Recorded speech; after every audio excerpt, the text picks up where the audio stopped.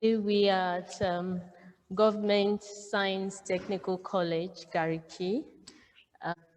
Last month we didn't have enough girls. So today we're able to get 4 girls out. I hope next time we'll have more girls come out and join us. My hope is that we'll have more ladies in cybersecurity doing things. Okay, so um, let me introduce our speaker for today. Her name is Tolu Onireti. Uh, she is a Nigerian, obviously, and she's working currently in the States. She's doing great things. She'll tell us about more about herself. Uh, but today we're going to talk about data loss prevention.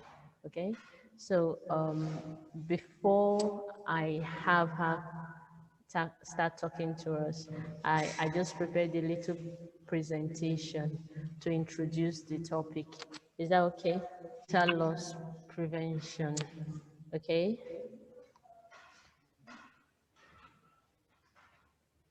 So in 2020, there were a lot, we all know what happened in 2020. We're all at home, but still, there were a lot of data breaches, as in a lot of people lost personal information. But in the main motivation for stealing data, just like you have the main motivation for people doing fraud, is financial reasons, okay? So this year alone in 2021, February, we've had so many data breaches. Oxford University COVID-19 laboratory was hacked in Brazil, in the UK, in Australia, in Jamaica. They've been data breaches. Okay, so we want our conversation today is on how we will prevent such data loss. Is that okay? So if you want more on breaches or loss of data information, you can go to www.itgovernance.co.uk. So data is always at risk of compromise. When we mean compromise, it means that misuse, or when data is being loss in any way. And then preventing data loss involves people and technology. Okay, so protecting data starts from knowing what data is. What kind of data do we normally protect, or are we supposed to protect? Now, who has the right access to that data? Okay, take for example your birth date. Okay, that is a very important data. I shouldn't know your birthday because you may need it for inter interaction with government parastatals and all of that. And all of you have heard of the national identity number. Yes, I shouldn't know your national identity number. Why? Because you will need it for identification purposes. And a lot of you also know your BVN, or your parents normally will not share their BVN with you. And you've heard of fraud cases where people will call you and say, and pretend to be a bank staff, and they'll be asking you for your BVN.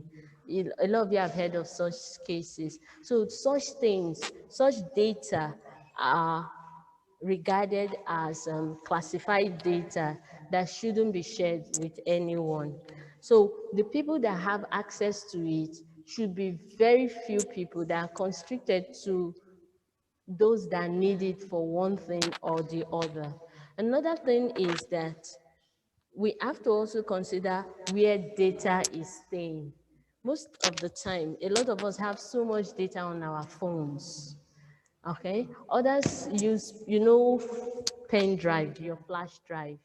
Yes, a lot of data is stored there, which is not supposed to be. Some people store their certificates, copies of their certificates, and everything about them, even their birth certificates, in their pen drive. If that pen drive is stolen or gets missing at any time, the person with it can easily access your data, if it is not protected in any way. Okay, so our whole is that we want to teach you how to prevent any form of data loss from any of these devices. Okay, we also talk about your laptops. Your laptop stores a lot of data too. Okay, and you've heard of people losing their laptops and being attacked and their laptops picked up, or the laptops being picked up from their cars. So what we want you to understand is that there are ways that even when your laptop is stolen, huh, nobody can still get access to the data on your laptop. Is that okay? So the laptop will be useless to the person. Okay, so data loss prevention is a set of tools and processes used to ensure that sensitive data is not lost, misused, or accessed by unauthorized users. Now, like I told you, there are different types of data. Now we have regulated data. There's GDPR, which is for European Union residents. So there is HIPAA, which protects data for your medical records. There's the Nigerian Child Rights Act. I know a lot of you have read about it, and you understand that your data as a child should be protected at all times, and you also as a child, you should be protected. Then there's the Nigerian Data Protection Regulation, which is a new protection regulation by NITDA. You all know NITDA, right?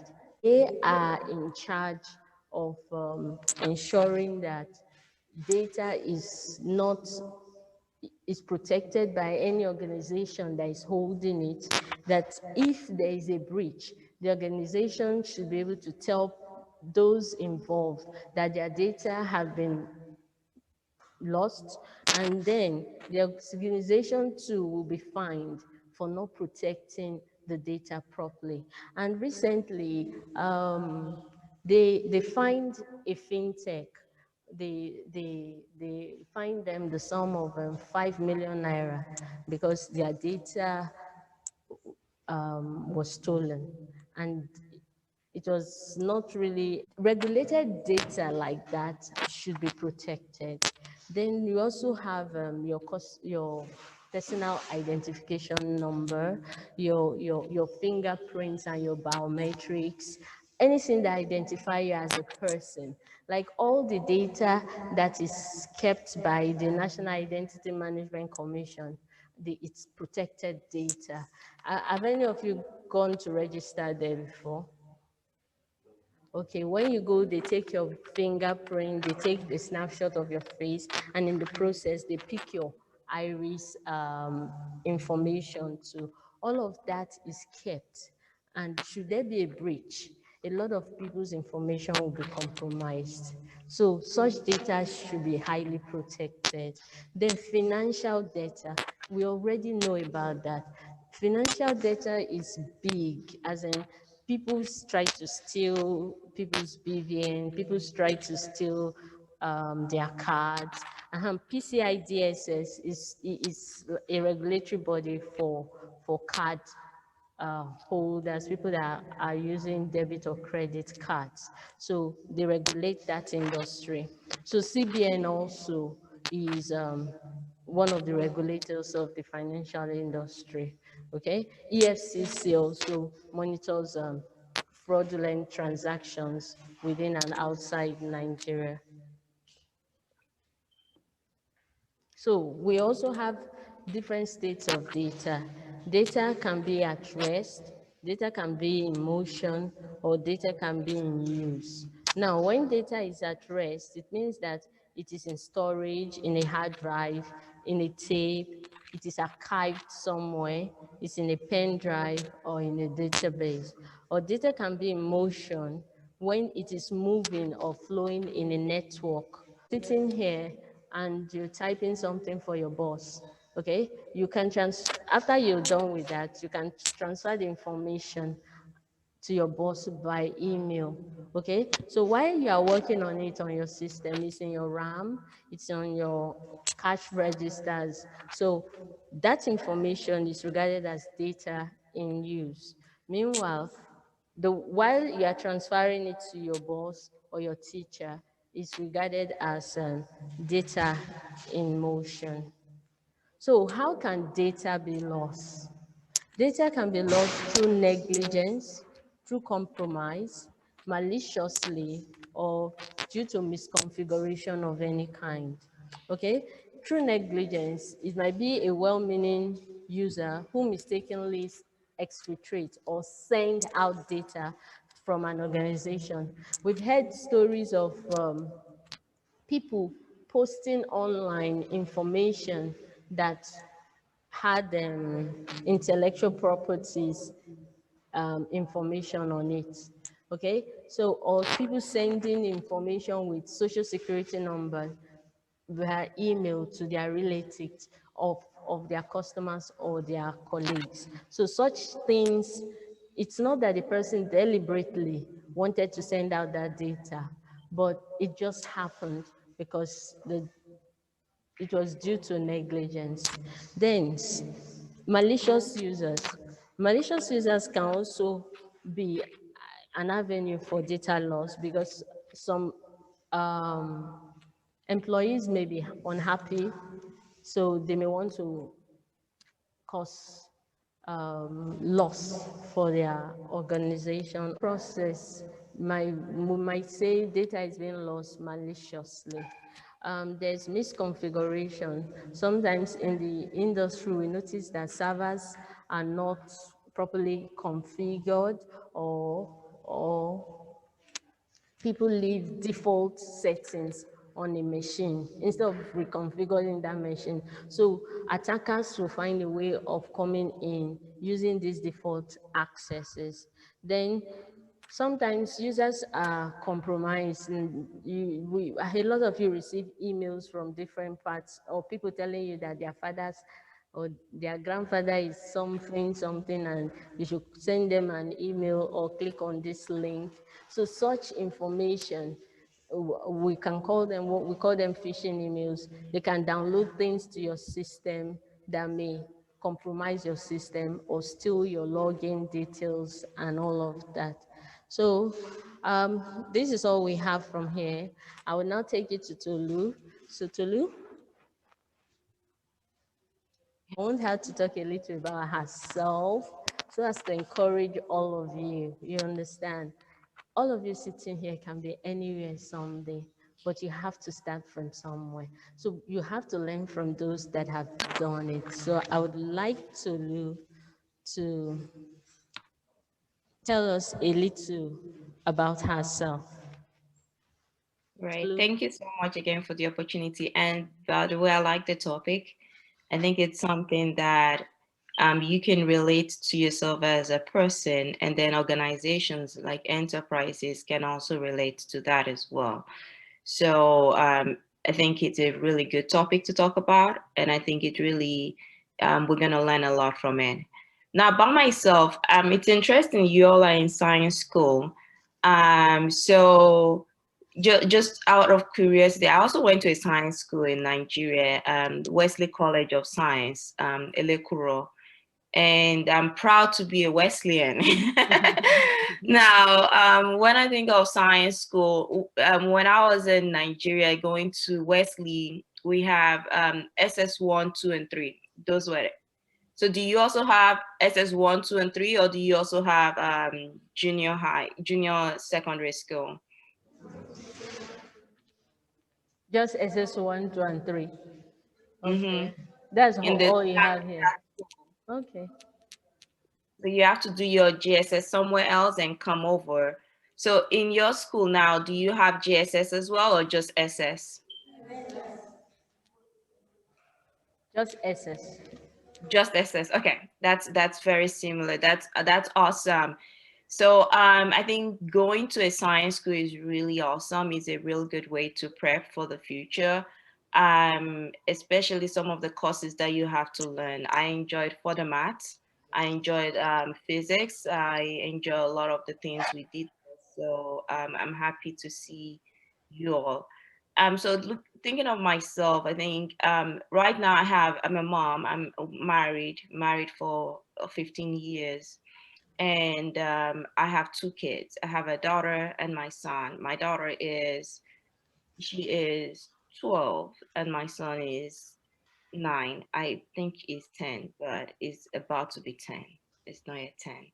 So, and the other day I was talking to them about data loss. And why was I telling them about data loss? Because there was a notification that a lot of data were being stolen from financial institution through a breach that just happened. And because of that, people were told to now start um, monitoring their reports or their credit activity to ensure that malicious users are not using their information to get credit line in their name. So someone just use your identity to go commit fraud or go get money that you now have to pay, kind of a thing.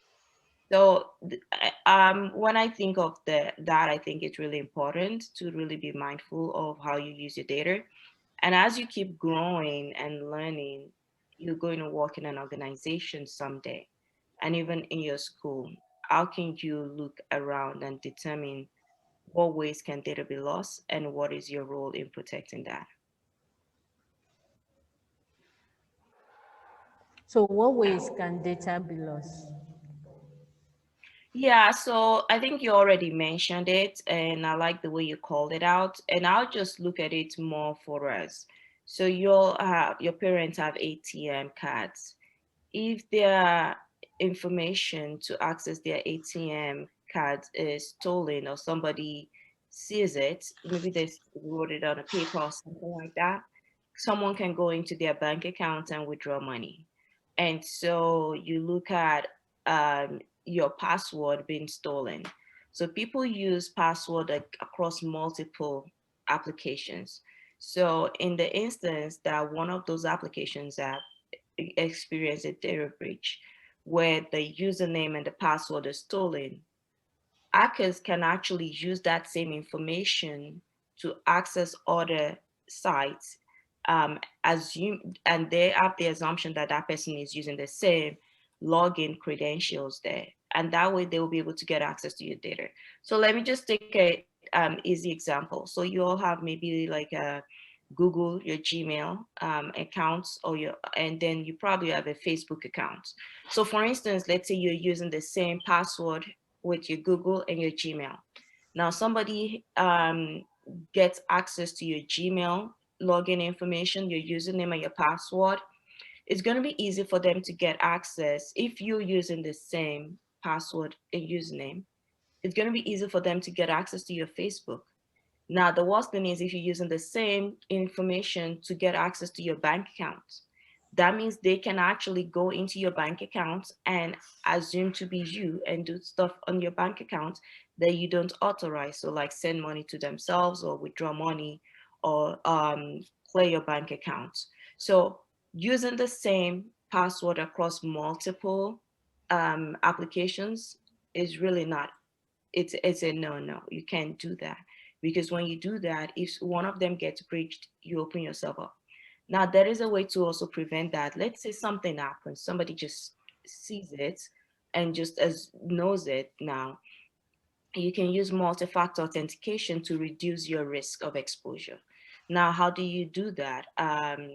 You can set up most banks now offer this. I don't know if this is offered in Nigeria today, but most banks now offer this such that when you can only access your accounts on a device that you've used before, and that a device has been identified as a legitimate device for you. So only authorized devices. Now, if you want to use a new device, you have to go through a process to verify that you are who you say you are. They send you a unique ID, a unique PIN, a one-time password, they call it OTP, and use that to verify that you're who you say you are. Now, Even when you log into the same device that you've been using all along, you can still use MFA, multi-factor authentication. And with that, you get a PIN sent to a number or an email address you've initially entered into the system. And then you put that code in addition to your password and username to log in.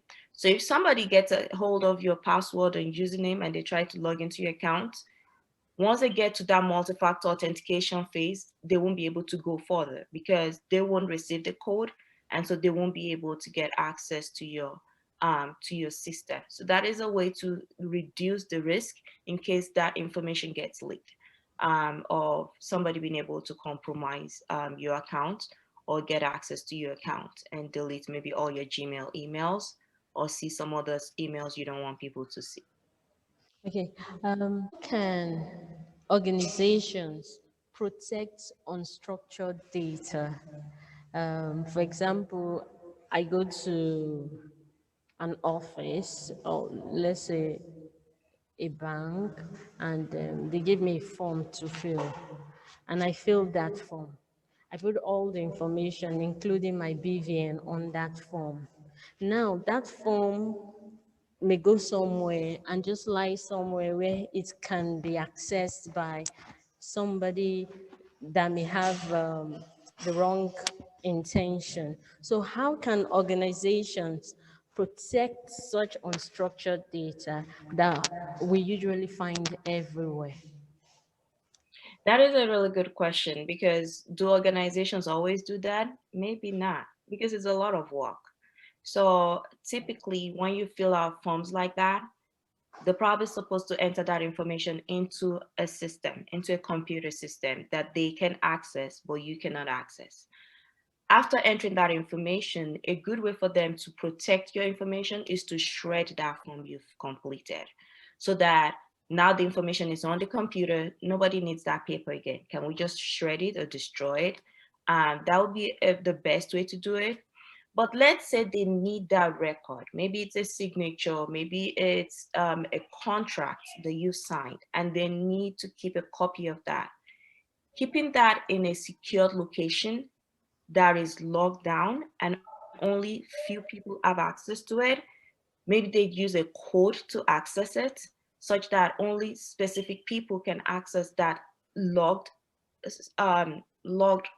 cabinet is going to be a preferred way to really secure that information so that unauthorized people cannot see it. The information is not left lying somewhere where someone else can take a look at it. And the ideal situation would be for them to, even in a scenario of a contract, they can scan it and save it on a computer and then shred that paper so that nobody has access to just the paper, but then you have it available in a format that is easy to secure and access. You can have better access controls around it. Now, when I say access controls, what do I mean? It's literally password, username, and multi-factor authentication. That is what it is. Having those level of controls around it. So to answer your question, the information on a paper should be converted to digital, shred the paper. If you need to keep the paper for any reason, lock it somewhere that only specific people that need to have access to it can have access to it. You can also scan the information and save it somewhere where you have better access controls around who can look at it and who cannot look at it. And then you have login to monitor who's looking at it. So if you have login enabled, you're able to know who accessed the information at what point in time. So if there is audit on it to make sure that, okay, who looked at it, who did not look at it, you can be able to go back and understand who looked at it. And then you'll be able to say, are they allowed to look at it? If it's a doctor looking at a patient's record, yes, they can look at it. But if it's a nurse that has nothing to do with that patient, or if it's a doctor that has nothing to do with that patient, you want to know, are they looking at it maliciously, or do they have business looking at the information? Okay.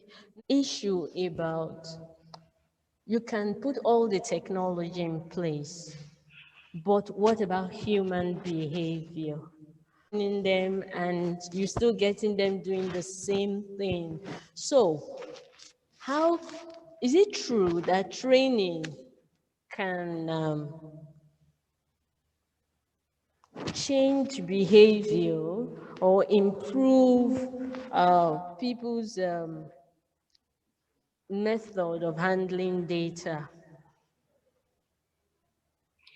So I would not rule out training altogether. I think training has some level of um, relevance in reducing risk. So when you consider the risk of data exposure, the more you train people, yes, they get aware of what could happen if they click on a link that they're not supposed to click on, if they give people their password when they're not supposed to do it. That is why we're having this conversation. It's for awareness. It's important. We all need to know stuff. Now, in addition to awareness, there are also technical controls that need to be put into place to complement security awareness, because there will be instances as we train people more, you observe that the bad guys are also being more crafty. And as they become more crafty, there will be things that you think you've covered in the training that maybe are not covered. And so the end user can fall victim. In scenarios like that, how do you want to manage that or handle that? And that's where you still need technical controls to detect and be able to prevent. Now, if, for instance, something happens and there is a breach, you want to have a way to quickly recover. And that is where you want to say, okay, what is our response plan and how do we quickly recover such that if my data is stolen, what do I need to do to recover from that? Do I need to quickly do I have a list of all my accounts? When I know that my password is compromised, do I have a list of all my accounts that I need to quickly go change my password on? We advise not to use the same password, but just in case you are, what is that recovery plan you have? And at the enterprise level, enterprise have recovery plans of, okay, if something happens, this is how we want to recover. These are the critical applications we want to get up to speed first, and these are the ones that follow next. Now, one thing I also want to call out is with risk, you have something called inherent risk. That is a risk that they say no control, but really, do we really say no control? There's some level of control, but maybe not as matured. But now, after you've identified that risk of, okay, data being exposed through people, but then you've done some training, now you can add more layers of control, which is the technical piece, and reduce the risk again. So level where really you cannot really do much about it, but you probably have to accept it. And that's where you call it the residual risk. And that is what is left over that you have to monitor and manage and make sure that it's not a problem for the organization or for you as an individual. Okay, now you talked about putting technical controls in place. What are those technical controls that you can put in place? Is it like you encrypt your storage? What are those things you can put in place? Then, what are those things that when they are happening, these technical controls that you have put in place can detect it and prevent data loss. Let me give you an example. Someone is trying to mail out something out of an organization or to a junior staff that should not have access to that file.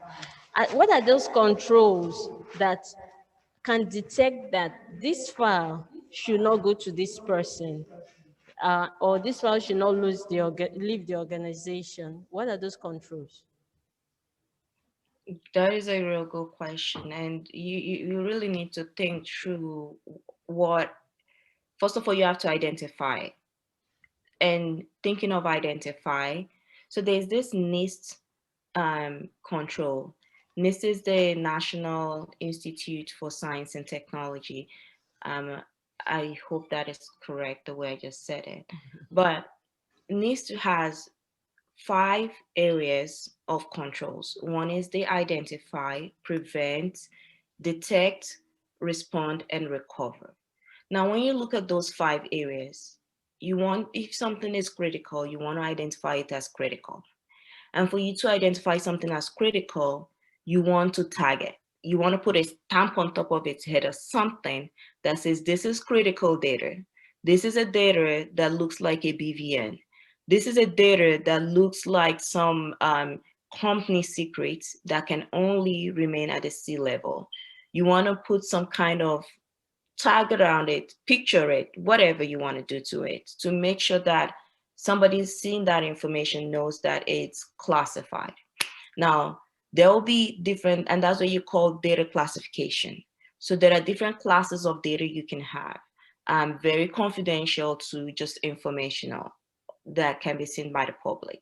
So when you have all that data classification, now you have tools in place that will be able to detect when a document that is not supposed to be sent out of the organization is sent out of the organization. And when it detects it, that is another control. So you remember we did the identification control, identifying what is critical. Next is when it's about to get out. That is a breach about to happen. It detects it. So the tool detects it. And then what does it do? The tool now prevents it by stopping that email from going out. That no, you cannot go out. We can allow you to get out of the organization. And so that is a way where you see you do the identification of the important information, you detect when it's about to go out, and then you prevent it from going out. Now, the other piece to also consider will be scenarios where the information is stored in a place that can be accessed by a lot of people, because there are different folders and different people can have different level of access to it. There will be a folder that only certain people have been given access to it. And there will be a folder that is sort of like a public folder, anybody can have access to it. When sensitive data is stored in a public folder, the DLP tool, that's the data loss prevention tool, has the ability to detect that. And now that is the detection piece. Now, these tools also have the ability to move that file from that place to another location to say, no, we cannot. And that's the, now, because it's already happened, the file is already there. Now that is their way to respond to it and recover from it, because it's already in that location that it's not supposed to be in. But how do they recover from it and respond to it? It's taking it out of that place. So if you look at the DLP tools, it has different ways to look at it. We have it from identify what is critical, detect when there is a compromise, prevent it from happening by stopping the email from going out, or if it's already located in a place where it's not supposed to be, take it out. That is the respond and the recover from that. Okay, so can you show us an example of what a DLP tool looks like?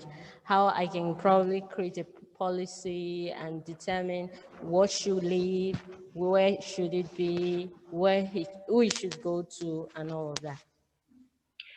Well, I don't have a demo to show you, but I think a lot of these tools, so McAfee has is a DLP tool that I've worked on before. Just try to write like a ACL, like the access control for it, just to control data that I wanted to detect. So basically, just looking at the tool itself, they have a GUI, and this has been a while ago, so I don't know, it probably has evolved past that now, where you can actually go into the GUI and say, okay, look for the specific information on a file. If you see a file with a specific information, this is what I want you to do with it. Don't let it go out of the organization, or notify someone about it to make sure that we get, if it needs to really go out, and we need an exception for that. So notify this person about it, and then we'll determine if it needs to go out or not need to go out. And then you can also say, if this happens, notify the person's manager that the person is trying to send this type of email out. And then the manager can approve it or disapprove of it. depending on if they think it is job appropriate. Another tool that I've seen used is more, and this is not like a tool, but it's a tool that has been configured to prevent data exfiltration through USB. So in some organizations, their computers, you cannot plug a USB into it and transfer data into the USB. It's just not going to allow you to do that, just because people use that to transfer data from a company and then they just take that data with them and sell it to someone else. So those are scenarios that you can definitely configure to make sure that specific steps are followed when specific events are observed. Okay. Do you have questions? Any one of you? She said a lot of things. She's talked about DLP tools. She's talked about multi-factor authentication. Any question, please? You will tell us your name, your class, and then you will tell us, ask us the question. Okay. He's here. Now say what you have to say again. My name is Ichuku Emmanuel. My question is this data loss, Emmanuel, yes, Emmanuel, could you speak up? I can't hear you. the data loss prevention, is there any app someone can use to enroll so I can be able to prevent the data of his parents, family, or neighbors? From getting, Yeah, that's a very good question, and I like the way you're thinking about it, because if the solutions out there doesn't really meet your need, why not just go create one and start building an application that does that? So I like that. I like that. Um, there are applications that you can use to monitor, and when you say applications, actually, these are companies that have created a solution and now they use an application to make it available to people to use. So, and I don't know if this is available in Nigeria, but there are different applications out there, like LifeLock is one. Applications that you can sign on to monitor who is getting credit in your name, who is borrowing money in your name, or and if it's not you, now you know there's a problem out there. And some of those applications too, they help you detect if your information is out there. So, and a lot of banks provide this information here where they enable you to know if any of your information is being seen somewhere else. If your data was among some that were compromised by another company, so you know that, okay, my information was around part of this breach. Okay, this is the information. I need to go change that or clean that up or cancel the account with that company, something like that. So there are different applications around that. Now in the Nigerian context, I do apologize. I don't know if there is something around that, but I think if there isn't, this is an opportunity for you to create something. okay, but I would like you to tell us the names of this one so that we can look at them. Then maybe that will give us an idea of what to create or what to come up with, right? Yeah, so there is LifeLock, there is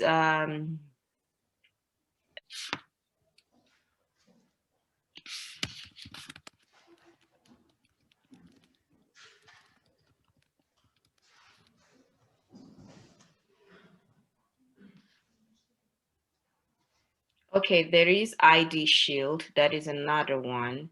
ID Shield. Yeah, ID Shield is one. Identity Force is another one. Identity Guard is another one. ID Watchdog is another one. Identity Fraud is another one. Okay, thank you so much. Who has Yeah, another question? yeah. I think McAfee also has something, my McAfee Identity Theft Protection Standard. So there are some solutions out there. Okay, do you have any idea if these softwares are free or they have maybe a free version or subscription for some time before we can start paying for them? I'm not sure, but I think it's really they probably have tiered services, so different depending on what you want them to monitor or what you want them, how do you want them to notify you. So you can pay a small fee depending on the different tiers, or you can go for a higher tier and pay more, but it's most likely going to be a tiered service that they offer. Now they might have a 7 days free trial, and then there might be times that they're probably running a special, and they encourage people to join for free for 30 days, and after that they start paying the regular price monthly. Okay. Miss Sharon, and my question is, Your name is Sharon? yes, Okay. if someone tries to breach your data, like through a malicious software or a phishing threat, and you're aware of it, but you don't know what to do, like the person is this kind of creative cyber hacker, and it's hacking your data, you're aware of it, what will you do at that point?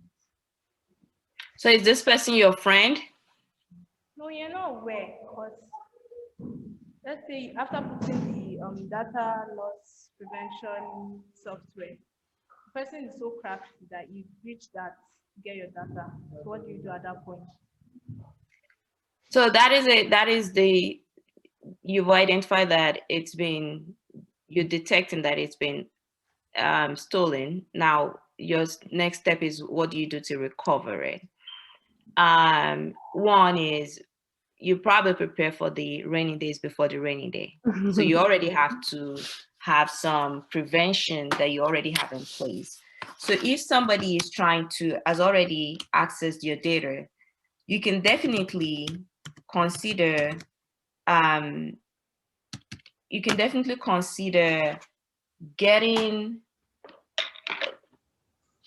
limiting the kind of damage that can happen. So that's why you want to, if it's a data that is really critical to you, you want to make sure that you save it in such a way that if the person is able to access it, they're not able, whatever they can use that against you, you're able to go prevent it. So for instance, if it's your BVN that they just got access to, you can easily contact the bank and say, hey guys, my data has been compromised. Can you lock down my accounts? Or can you give me a new number and don't make the old number work again? So that is a way where, you know, the damage has been done. Can you go to where the person can try to use the information and stop it ahead before they go there before you? Now, another scenario would be if it is your debit card or your access to your account information. You can easily go change your password.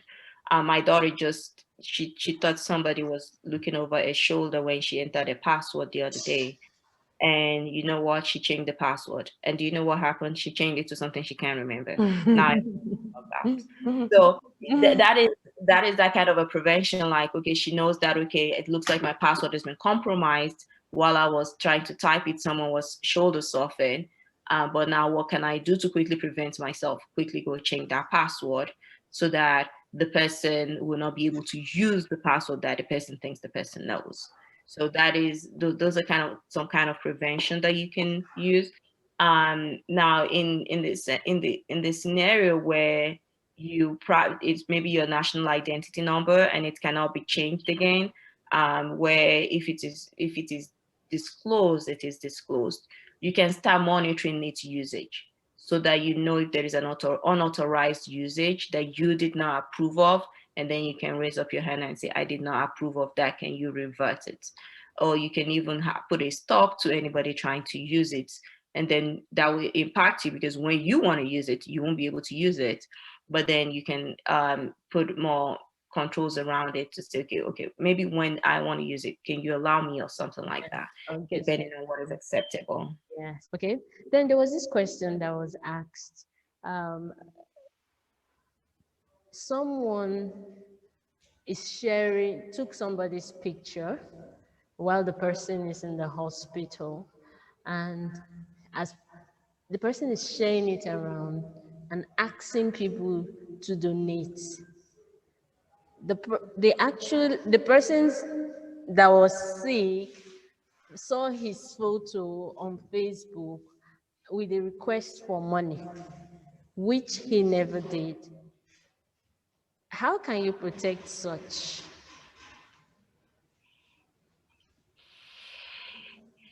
That is hard. Like, okay, and it happens, it happens a lot nowadays. Like, people lose their relatives, and other people go set up GoFundMe in the relative's account, in the relative's name.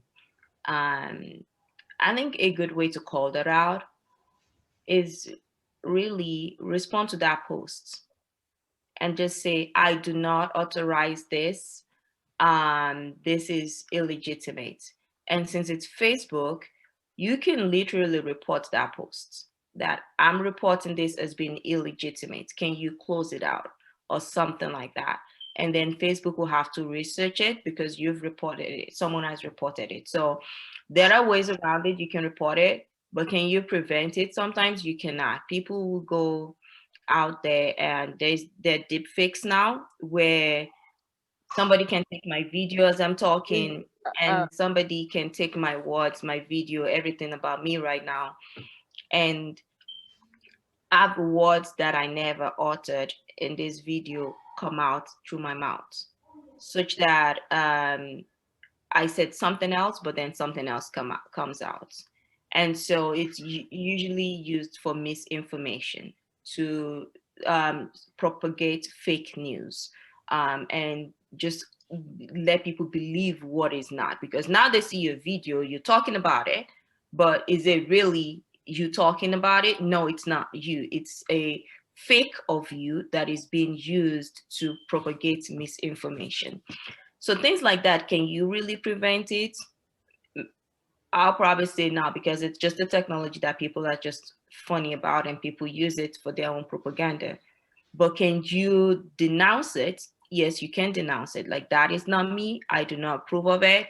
And that is fake news. So that is all you can do. But is it not going to be there? You can prevent it from going out, but you can always do the damage control afterwards. Thank you so much, sis. Thank you for being here. Um, Next time we meet, it might be after Easter. Yes, it definitely will be after Easter. So I wish you all a wonderful celebration. Tolu, I want to say thank you for joining us today. I want to thank everybody online. This. Yeah, I want to thank everybody online. Thank you for joining us. Thank you, Abby, for having me. I'm just curious, like seeing everybody there, it makes me remember Wesley. Now, are you guys in the boarding house, or is it a day school? Or is it a combination? Just boarding. Okay. I never knew Yeah, that that you were this. They had some day students and some boarding. Wow. Okay. that makes me remember when I was in Wesley. We were boarders. We had a mix. We have boarders and we had day students. And so with the boarding school, it was like you had to go eat, do your siesta, get your water for shower the next day, wash your uniform after school. Like, just seeing you guys just brings that memory. Yes, it does. And I hope someday most of you will be where she is, doing great things and making Nigeria proud. Hope we'll do that. Thank you. Thank you, Ami, for having me. And thank you, everyone, Emmanuel and Sharon. Thank you for the questions. I really appreciate the opportunity to speak to you all. And thank you guys for just giving me this memory back. I wish when I was in your shoes now, like when I was there, someone just came to talk to us like this. I think it's really like, wow, awesome. Thank you guys. Bye.